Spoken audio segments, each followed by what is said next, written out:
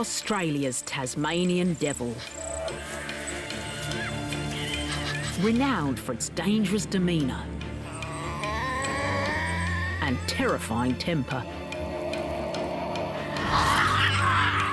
This is the world's largest carnivorous marsupial.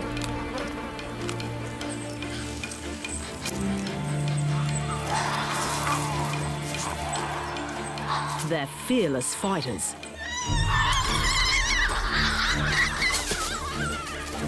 And frenetic feeders.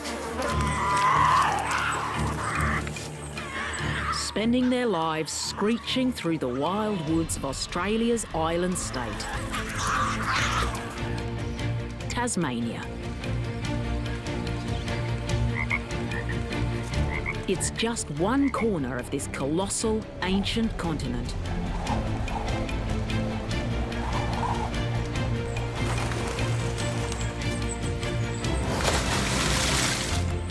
Home to some of the planet's most unusual and fascinating animals. This is the secret life of the Tasmanian Devil.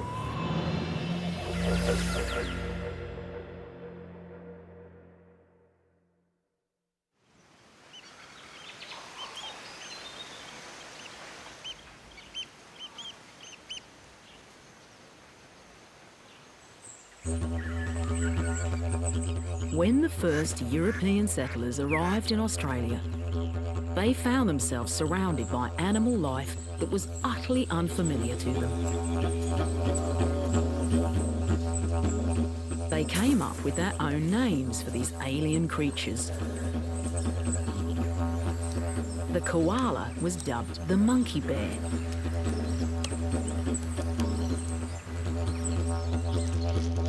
The spiky echidna became the porcupine anteater. And the oddball wombat, a marsupial, was called a badger, a beaver, and even a pig. These exotic creatures both mystified and delighted the new Australians. But there was one in Tasmania that totally terrified them.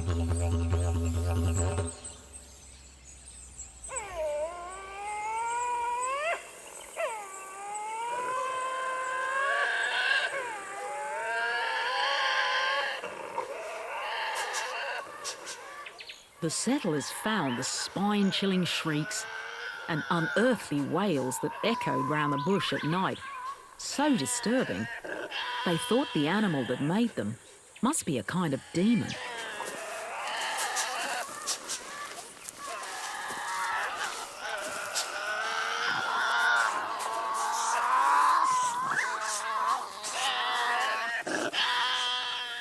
They called it Beelzebub's pup, Beelzebub being one of the names for the devil.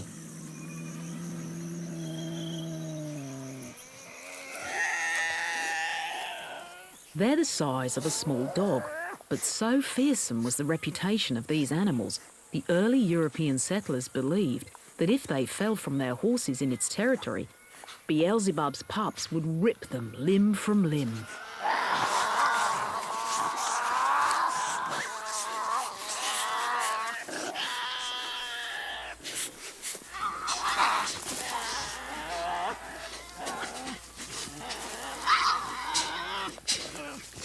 Today, Beelzebub's pup is called the Tasmanian Devil.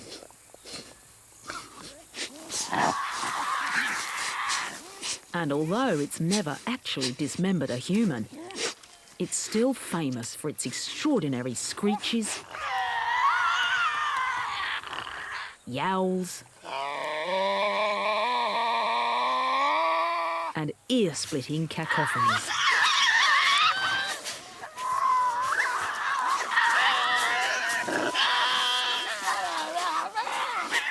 As well as its ferocious disposition.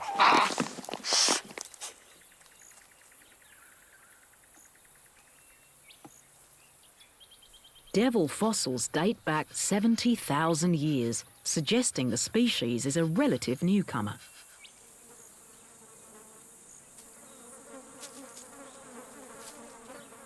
This carnivorous marsupial is a pocket predator that carries its young in a pouch and is always itching for a fight.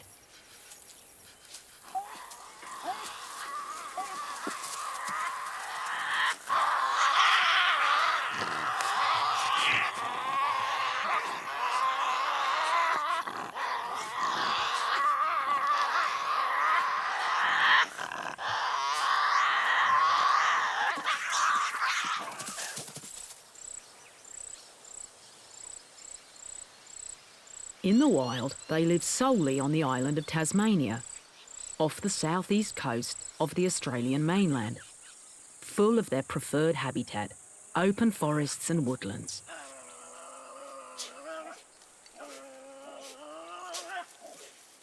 It's thought that devils once lived on the mainland, but died out there. Perhaps because of competition with the dingo, a wild dog that arrived in Australia thousands of years ago and became an apex predator. But the dingo only made it to the mainland, which had already separated from Tasmania, so the island offered a safe haven for the surviving devils. But now they're facing extinction. The species is suffering from facial tumour disease, a deadly affliction they pass to one another through biting. It's estimated that since 1996, the population of Tasmanian devils has reduced by more than 80%, and they're now officially designated as endangered.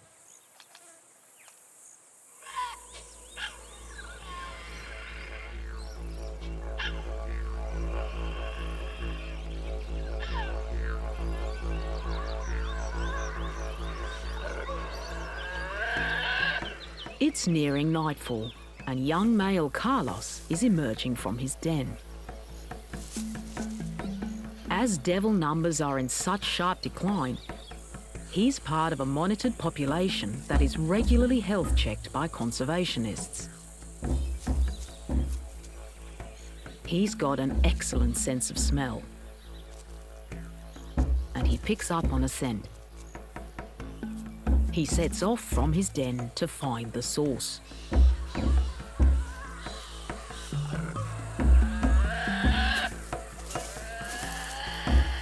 At 2 years old, he's now an adult.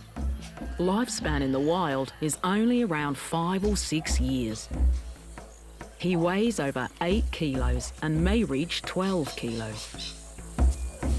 All that weight is packed into a stocky body between 1/2 and 3/4 of a metre long. He may be modest in size, but this is one of nature's most formidable predators. His sturdy physique is packed with muscle.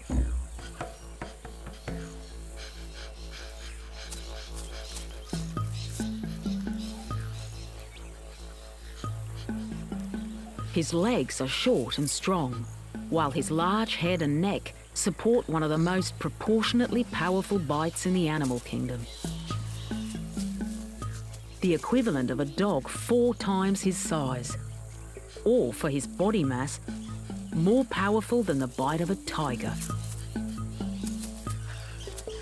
The short, broad skull shape means the muscles in the jaw have increased leverage. Easily capable of crushing the skulls of live prey and slicing clean through bones, fur and sinew.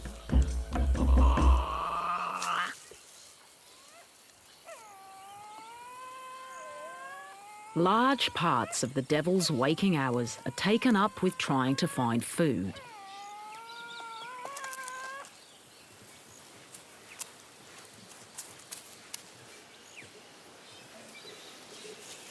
Mainly nocturnal, but happy to move around in the day, the devil's robust frame means it's able to travel long distances at a stretch, up to 16 kilometres at a time, looking for live animals to hunt or carrion to scavenge.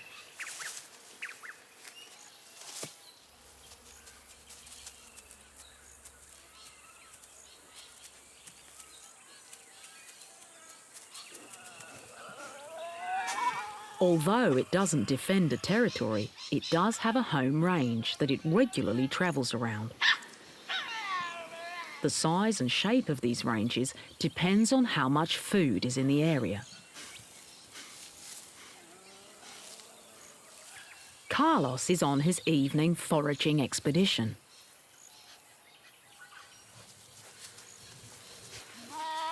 And it isn't long before he runs into another devil.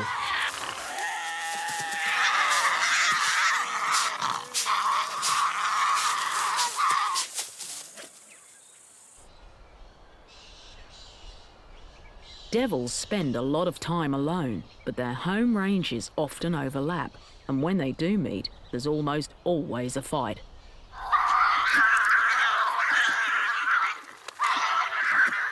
For the pugnacious, peppery devil, brawling comes as naturally as breathing.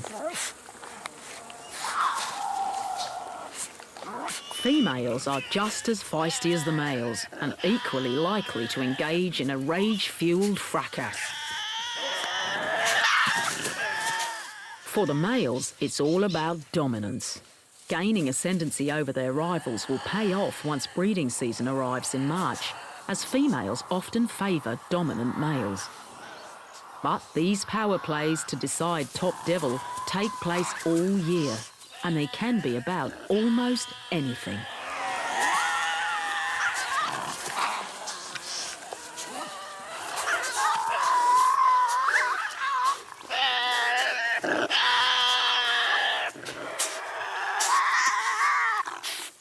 Arguments can happen over having the whole log to themselves.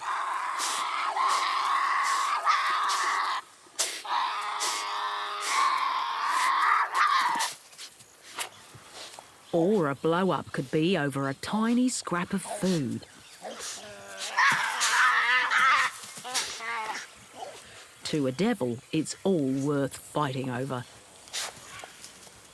Which is why a disease passed through biting has been particularly devastating to them.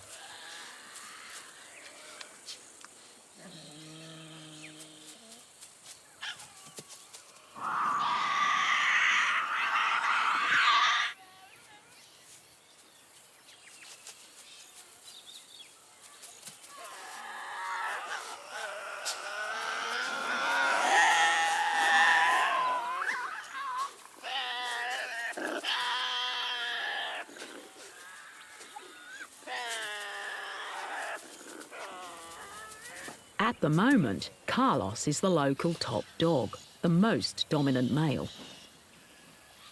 He has to be even more aggressive than everyone else to keep his title.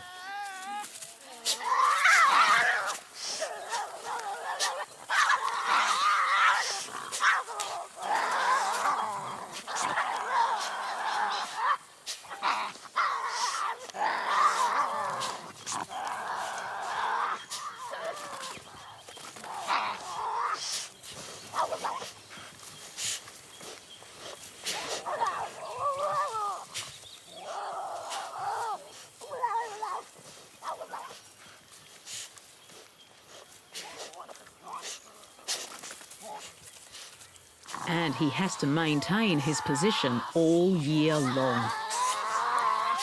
Carlos has a pretender to his throne.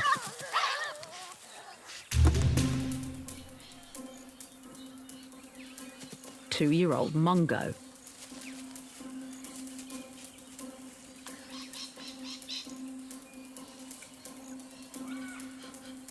Every chance he gets, he challenges Carlos. He's looking to eventually usurp Carlos and take over his position as dominant male, giving him better chances at mating time.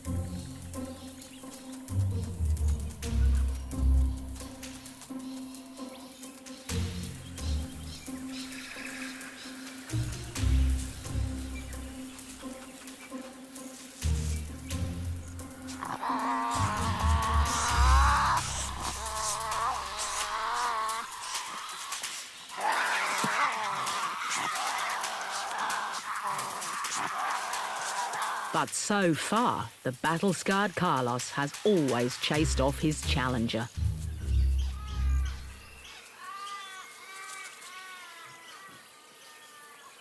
He takes a lot of damage, but his backside is armoured with very thick skin. As well as giving a competitive edge at mating time, being the dominant male also gives an advantage on a day-to-day basis. At dinner time, he gets the first chance to feed.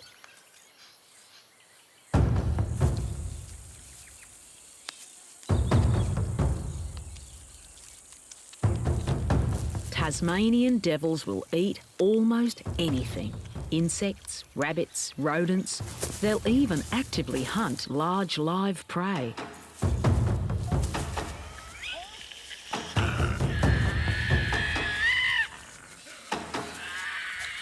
Active hunting usually takes place at night, when the devil's eyesight comes into its own. It can see best in black and white, and its vision is based on movement, enabling it to spot the tiniest twitch the prey makes. White markings scattered over its flanks, chest and legs may help break up its distinctive predator outline. Hunting alone, using a combination of ambush and pursuit, a devil can bring down animals almost twice its size, like wallabies and wombats. It's an efficient, deadly hunter. But its real forte is scavenging. Devils spend most of their time looking for carrion, the carcasses and remains of dead animals.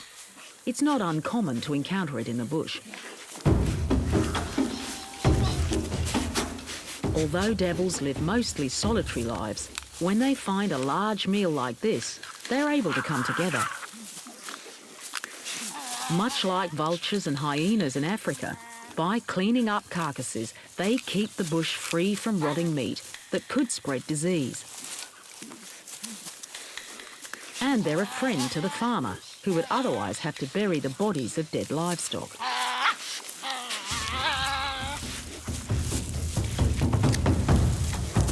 This is one of the devil's most valuable roles in the ecosystem.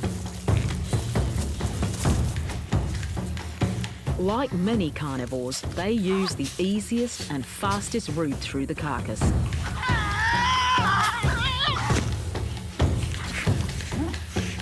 By ripping their way through the tail area and the stomach cavity first, they can access the rump muscles and intestines as quickly as possible, leaving the harder to eat parts, like the head, for the latecomers.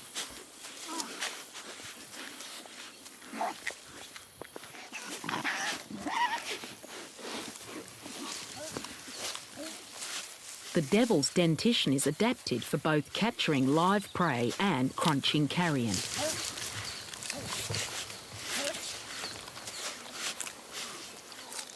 Like dogs, they have a whopping 42 teeth, compared to a cat's 30. Long, sharp canines hold and pierce prey, and molars shear through fur, sinew and skeleton. They can eat all but the very biggest bones in a carcass. Tasmanian devils have even been known to chew through heavy steel wire.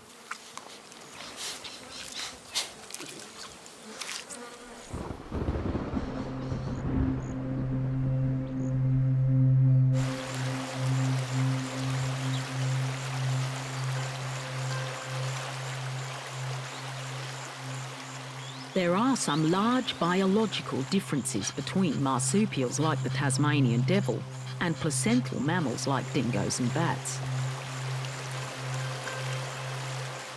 Marsupials have very short pregnancies and give birth to tiny unformed young, which then develop within a pouch. Most other mammals develop inside the mother, within a placental sac. Marsupials also have a metabolic rate around 30% lower than placental mammals. This means they can live using much less energy, a distinct advantage for when times get tough. But in times of plenty, The high-octane lifestyle of the devil means it typically uses more energy than its vegetarian cousins.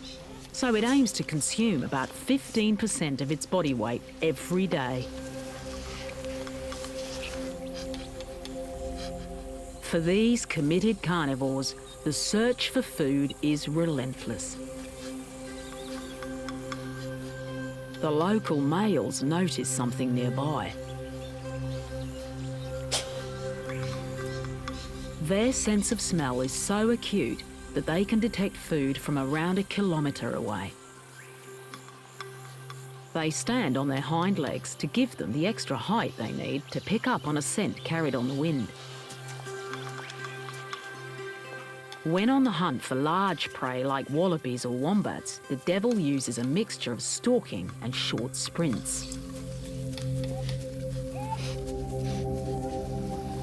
It relies on stamina rather than outright speed, but can still manage around 25 to 35 kilometres per hour for a few hundred metres. But if they're lucky, it'll be an easy meal, an animal carcass.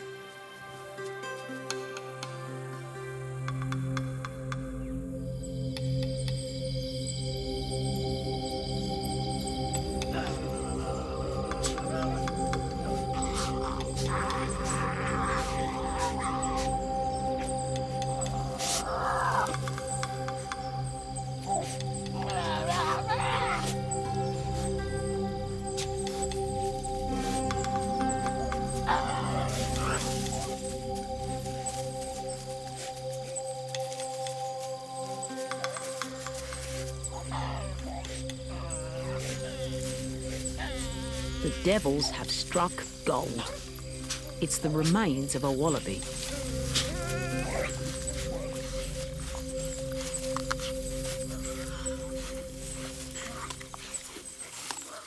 At first glance, it looks as though the devils are displaying their usual sky-high aggression levels over the carcass.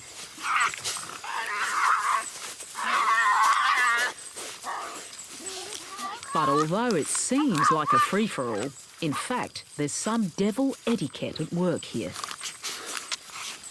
The attitude is still present, but the bloodshed is absent.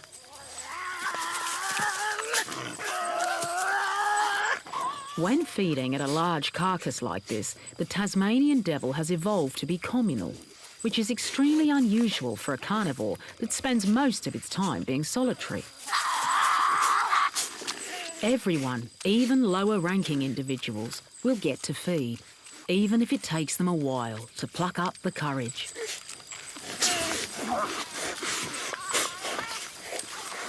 Communal feeding means all the local devils get a good meal at least once in a while, and that's evolutionarily advantageous for the whole species.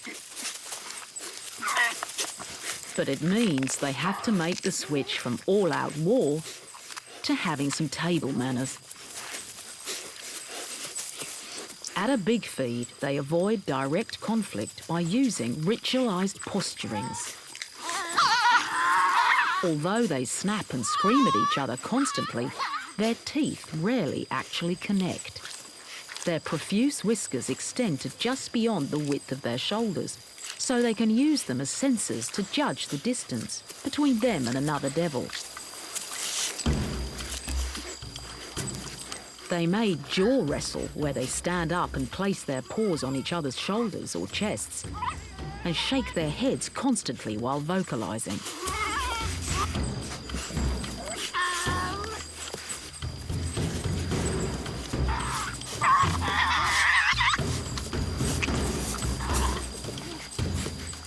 This behaviour is about each devil defending the amount of food that he needs, not the whole carcass.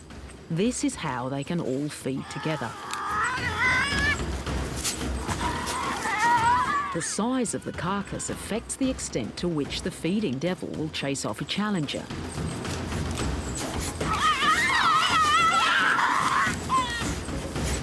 And as this carcass gets smaller, dominant male Carlos decides his neighbour needs to back off.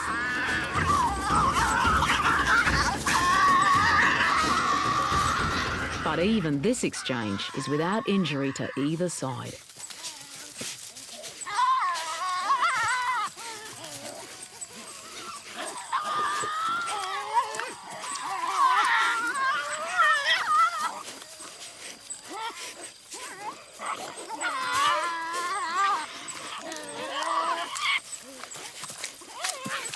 Whilst battle may be temporarily suspended, the noise level is still high.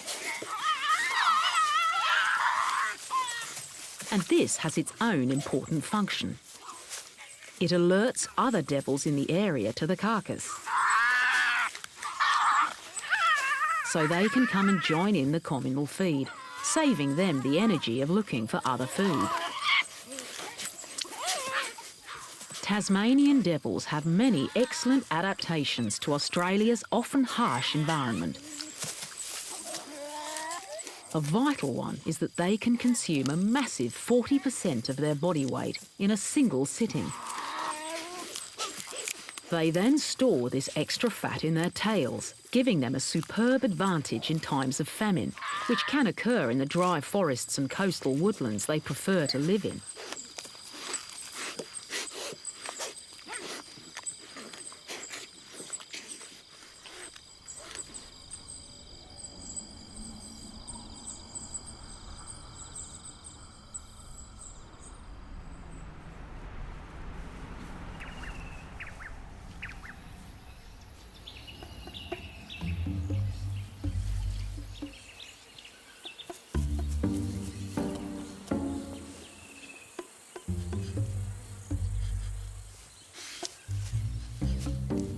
Unlike some of Australia's other marsupials, devils can also very effectively control their body temperature. This thermoregulation means they can be active in the often blazing hot daytime without overheating, which vastly increases their scavenging and hunting opportunities.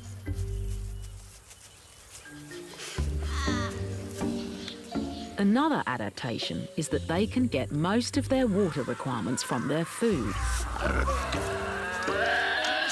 This can help them in case of drought.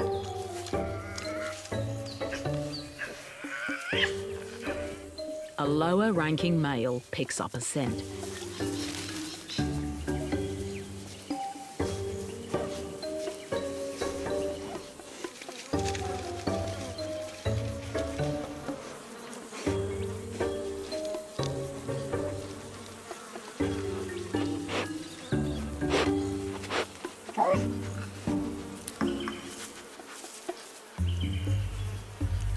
His eyesight is the weakest of his senses in the daytime, but it's good enough in combination with his sense of smell for him to find food when it's light.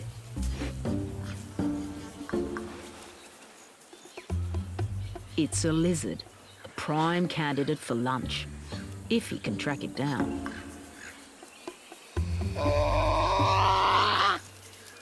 The lizard takes cover under a rock.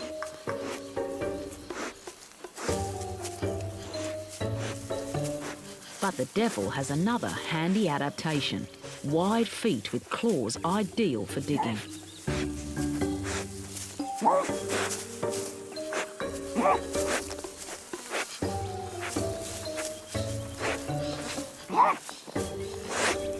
Something scares him away.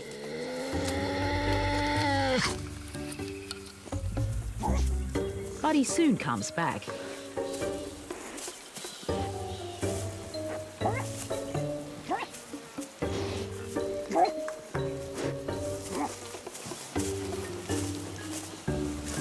And this time, nothing will stand in the way of him getting his meal.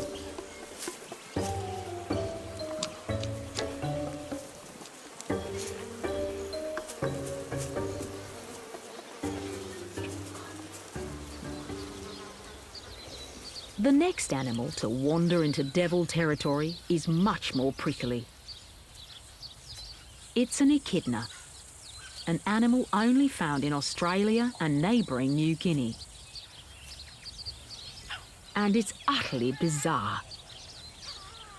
It's from an early branch of mammals that still lays eggs like a reptile, and the males have a four-headed penis.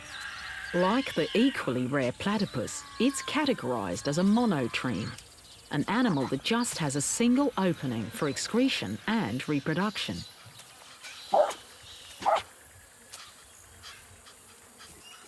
When threatened, it curls up and relies on its spikes to deter the aggressor. The spikes are actually modified hairs, and they're a sharp and effective deterrent against even the super teeth of the devil. The echidna can move them individually or in small groups. This means it can use them to right itself if it gets upended.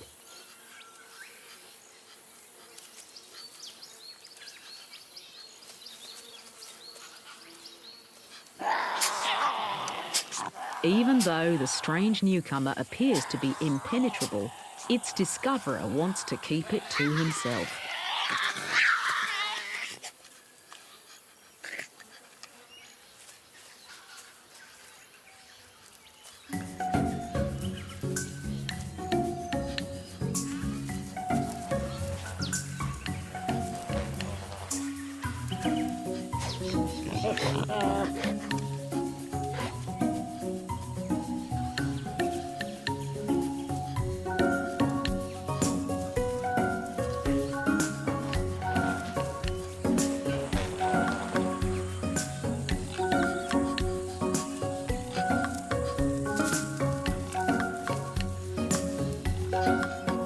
But eventually, they both have to give it up as a mission impossible.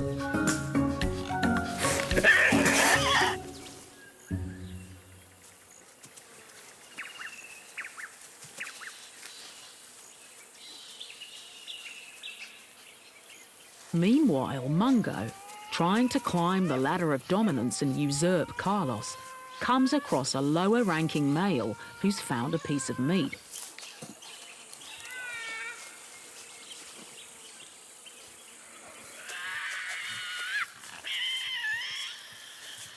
But before Mungo can get involved, top devil Carlos turns up.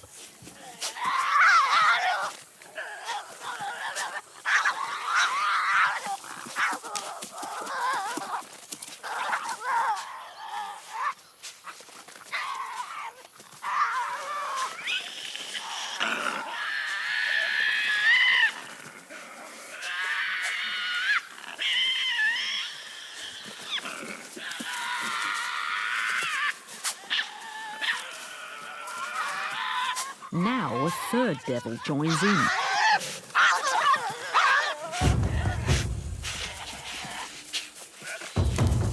Finally, Mungo gets in on the action.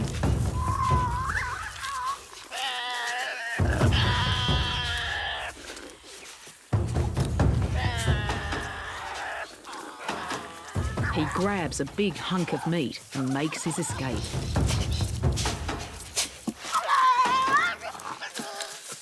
The rules of tolerance that come into play at a big carcass so everyone can get to feed simply don't apply when the find is small, like here.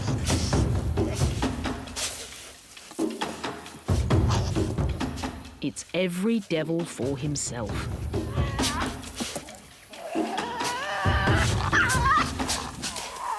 Carlos makes off with a large piece of the meat.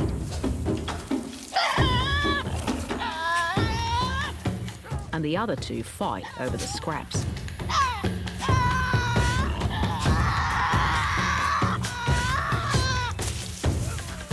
Mungo did well out of the fight.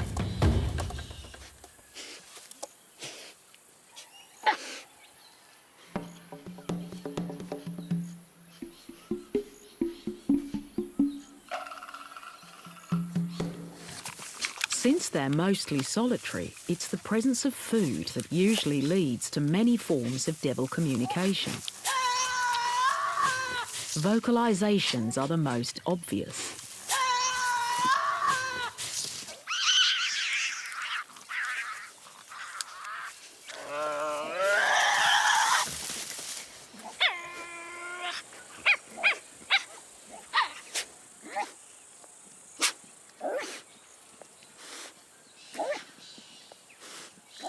There are at least 11 different kinds of vocalization. One of the most common is the arf sound, which shows curiosity. Other low-level sounds are the bark and snort and teeth chattering, which means the devil is uncomfortable.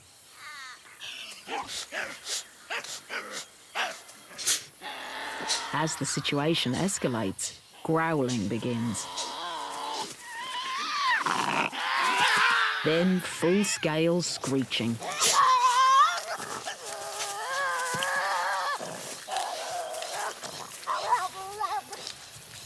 This is when it's most likely to descend into a brawl or a chase.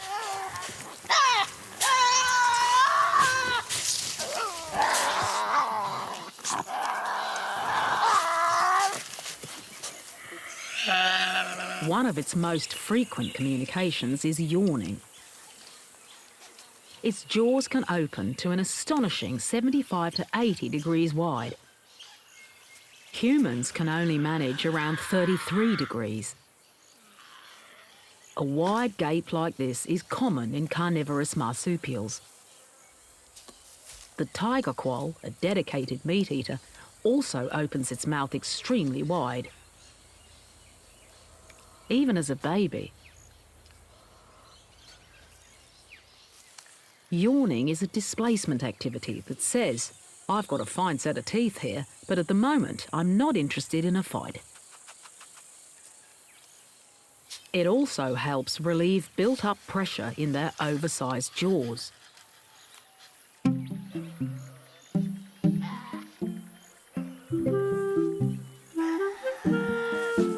Devils can also communicate via a range of chemical signals, especially in their poop.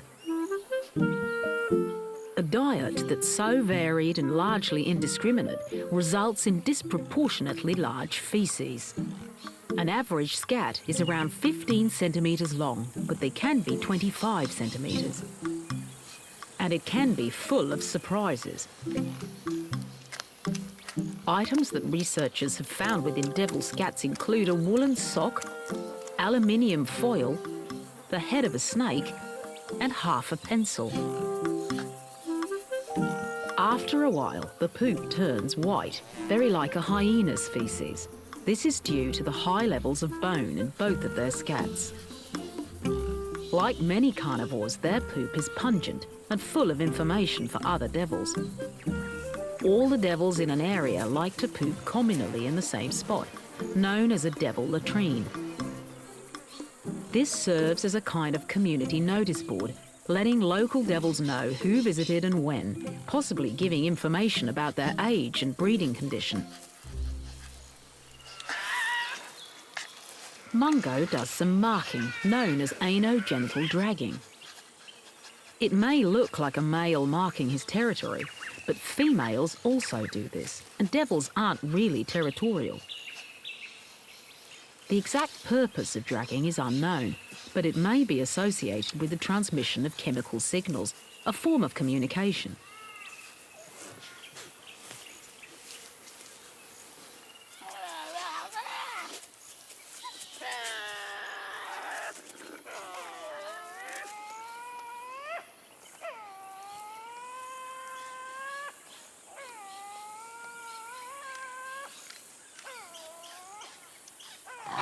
Tail positions, erect fur and head elevations are other non-vocal means of communication.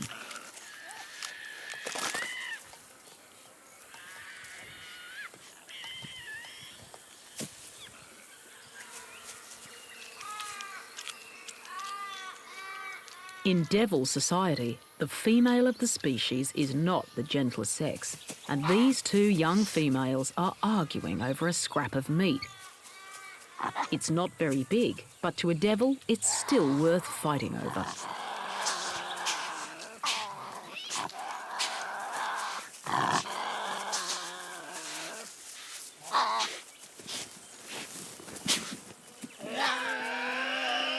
The girl's stiff legs and high head positions, as well as gaping jaws, signal loud and clear, back off.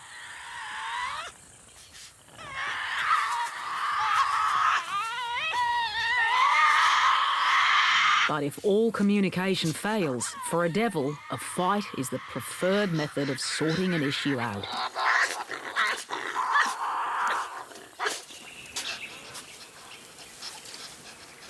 Although he has to be subordinate to top dog Carlos, Mungo is able to dominate many of the other local devils.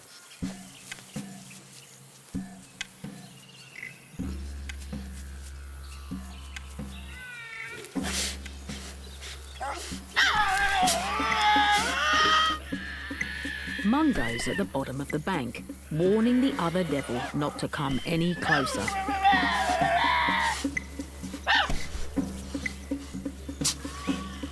His vocalizations intensify.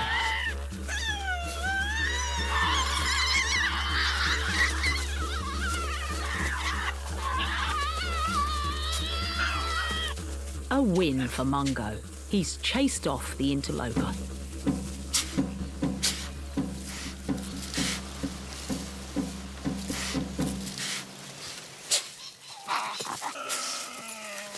With this level of daily aggression, it's unsurprising that the devils can sustain damage. Injuries are everywhere. Battered faces, tattered ears, and scarred backsides.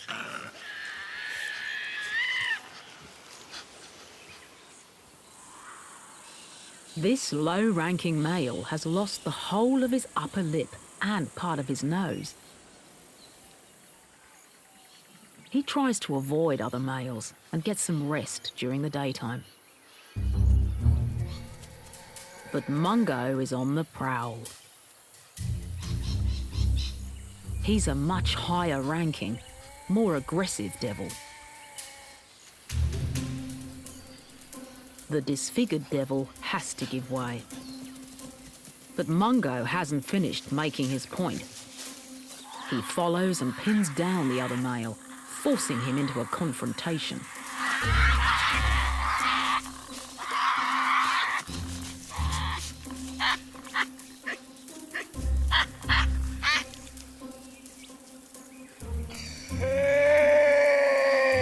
Which leaves the disfigured male cowering.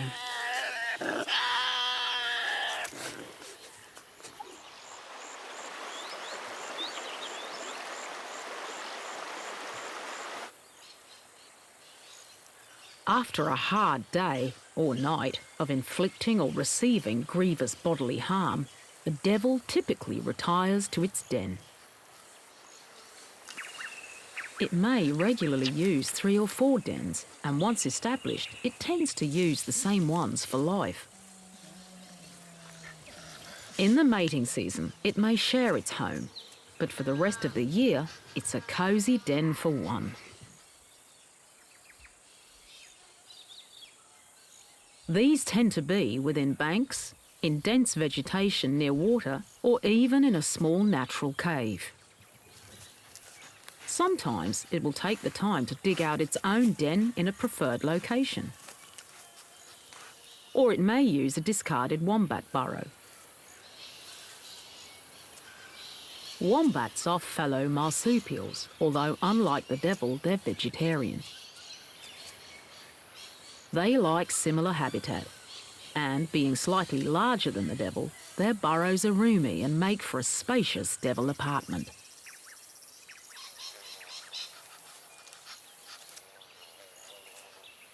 Mungo leaves his den to start exploring his patch for food.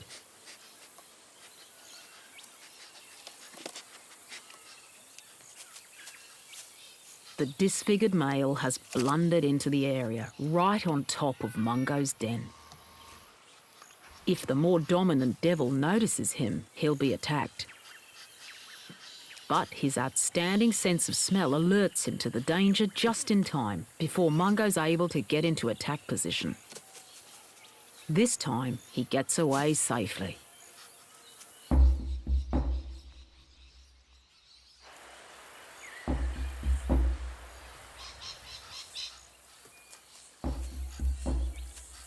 Out looking for food, Mungo runs into Carlos. It's a good opportunity to test the waters once more and see who's top dog.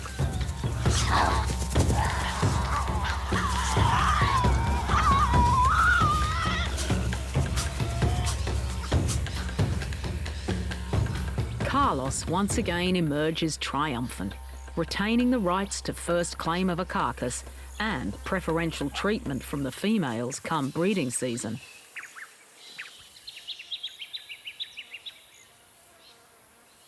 Carlos retires to his den for some peace and quiet. Although, being a devil, he's not quiet for long.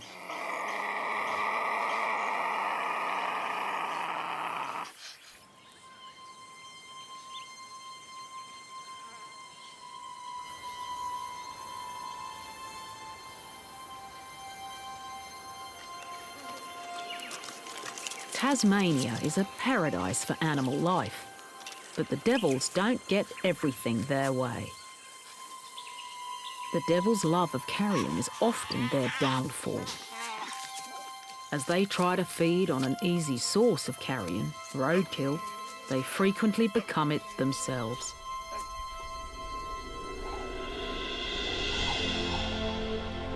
But moves are now underway to try and boost devil numbers through a conservation approach known as rewilding. This involves releasing health-checked devils from captive populations into the Tasmanian wilderness. These astonishing carnivores have short but action-packed lives. With their monumental anger management issues and zero-tolerance attitude, for a devil, every day is an adventure. Despite treating their fellow devils with extreme prejudice most of the time, they're able to share a meal for the benefit of all. Full of character, their deafening volume, their tenacity, and their ability to clean the land make them one of Tasmania's most fascinating and useful creatures.